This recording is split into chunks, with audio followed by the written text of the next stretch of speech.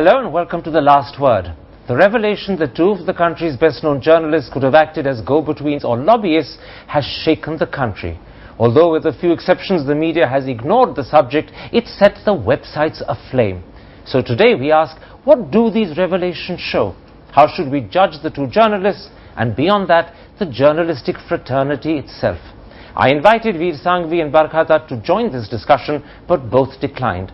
However, I have the editor of The Hindu, N. Ram, the editor of the Business Standard, Sanjay Baru, the editor of Open Magazine, which first published the transcripts, Manu Joseph, and the founding partner of Perfect Relations and former business journalist, Dilip Cherian. Manu Joseph, given that these were private conversations, and second, that there is a Supreme Court advisory against making such conversations public, why did you publish the transcripts? Considering the extraordinary nature of this story, we knew that we were right in publishing this story. And also we had information that very soon these transcripts are going to enter public domain in the form of YouTube or WikiLeaks or other websites. So we took an editorial call on that. Secondly, should you have given the people concerned a right of response at the same time as publishing their conversations? Yes, it's a complicated issue. We had discussed that internally because the people who are involved, Barkha Dutt and Veer Sanghvi, very senior journalists, and we have a lot of professional respect for them. But there are other people involved in the transcripts. Some of them may not fully understand what journalistic process is or what journalistic ethics are. So I was very sure that if the word of the story got out, there would be enormous pressure on us to kill the story. In other words, if you had given or offered a right of response, you might have had an injunction taken out stopping the story. That too, yes. Gentlemen, let's first focus on Veer Sanghvi and Barkha Dutt. Sanjay Baru, does the content of their conversations suggest a higher or greater public purpose which justifies breaching their privacy? Well, any breaching of privacy is part of journalism. We are all the time trying to find out what people are up to. But I think the question you asked is a valid one, which is that we never publish anything without those who are being referred to are made aware of what is being published, and their viewpoint should be reflected.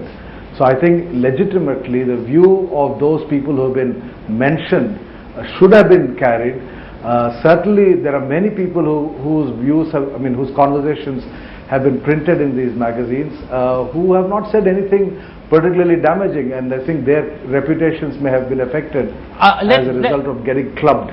Let's come to the others later. Let's for now stick to Veer Sanghvi and Barkha Dutt. Are you therefore disputing the point that Manu Joseph made, that if he had given Veer and Barkha a right of response, they might have moved an injunction and stopped the publication altogether? Are you disputing that? Yes, I think I would insist as an editor that whatever we publish, the people who we refer to should not find it a surprise in the morning. They should know that we are publishing, and we have every right to publish. Alright. Enram, let's focus a little in depth on those conversations that Veer and Barkha had. It's quite clear that they had agreed to carry messages from Niira Radia to the Congress party. Now, as you view it, were they simply acting as couriers and go-betweens, or would you say that they were behaving like lobbyists? Which would it be? I think they are out of line in those conversations, and I'm glad that because the media also need to be put under the searchlight. So I fully agree with Manu Joseph and also Vinod Mehta that it had to be published. But yes, I think it's out of line, because here was about portfolio allocation and about a gas price dispute. And in both cases, regardless of what they did, I think it is embarrassing. It was wrong. It is not professional on the part of those journalists to have done that.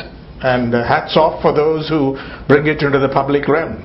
So would you also That's my response. Would you also agree with Manu Joseph that if he had given these two a right of response, there was the risk that they would have moved an injunction and stopped publication, and that in a sense justifies his going ahead without forewarning them?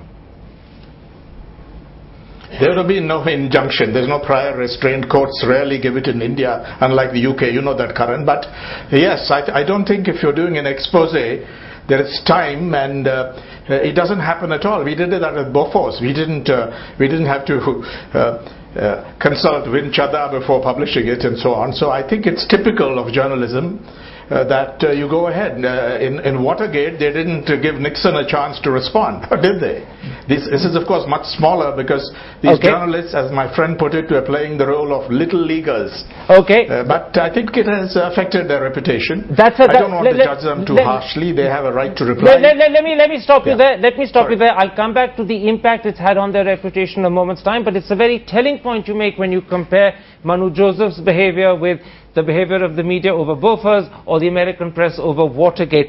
Dilip Cherian, the first key question is, do you believe that they actually acted as couriers and go-betweens, or did they simply string Niira Radia along as a way of advancing a conversation and getting information? They claim that they were stringing her along. Do you believe that's true, or do you think they actually did what they committed themselves to do, which is carry messages?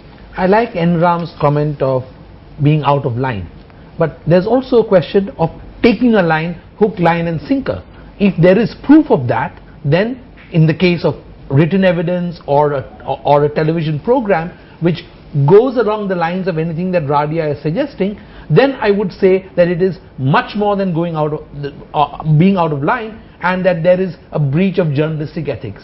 As far as I can see, the evidence needs to be clear that there is a line that's taken and one that is actually then regurgitated in exact format. The second point that needs to be also taken into account is there an exchange of money or largesse of some kind? Let me stop you there. I'll come to that issue in a moment's time. I want to take each of these issues one by one rather than collapse them together. So come back to the defense that Veer and Barkha have both made. They both claim that they were only stringing Niira Radia along. They were only appearing to agree to carry messages. In fact, they didn't. Do you believe that? Having been a journalist for a good part of my life and having been on the other side and working on the media, I know that very often they try and extract information out of you and string you along for a certain period of time. As long as it's that, and as long as some of the expressions in the tapes are expressions which are delusions of grandeur, that's fine. Okay. As I said, if there is evidence of taking the line, then you're out of line as a journalist. The second critical question, Manu Joseph, is whether you deem them to have behaved as couriers and go-betweens, or whether you say they were lobbyists. Is the carrying of messages, asking the Congress to make an individual a minister, or asking for a particular portfolio for that individual, an appropriate message for a journalist to convey? Yeah, but the issue is more serious than that. To answer your question, no, it's not appropriate. It was highly inappropriate what they were doing, but the issue is much more serious than that.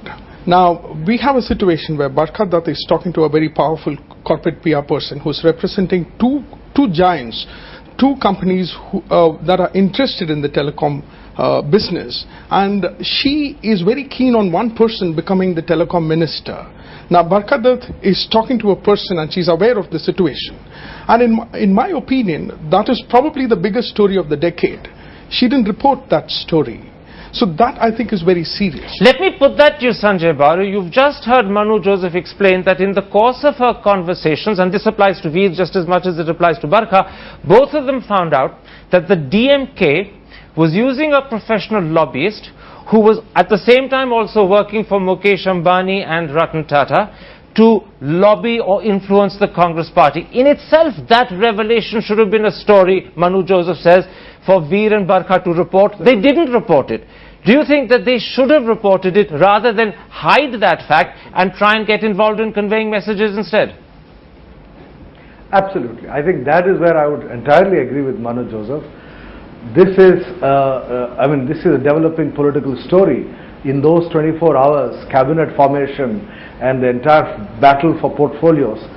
For a political journalist, this is front page story. And there I entirely agree that it's not the job of journalists to be deciding who should get what portfolio, and this is not on. Alright, Enram, let's come to some of the specifics about Veer first and then Barkha later, which have been revealed in these conversations.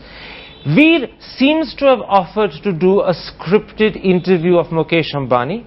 At another point, he repeatedly asks Radia what he should put into his Hindustan Times column counterpoint.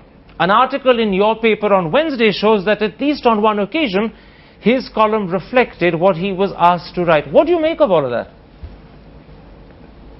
Yes, he has of course said it, those were his views, but it is very embarrassing, and I think there's a real case there of what you shouldn't be doing. I have no idea whether that swung the decision, his column and so on, but the fact that it appeared next day, it requires more serious explanation than he has given. In other words, his explanation that this was just a coincidence of views is inadequate and insufficient. Is that what you're saying, Ram? Absolutely. To put it mildly, Karan. Dilip Redran, let's now come to some of the specifics about Barkha Dutt. I want to quote to you one of the things she says on the tape. What should I tell them, she asks. Tell me, what should I tell them? And then at a later point she says, I'll talk to Azad.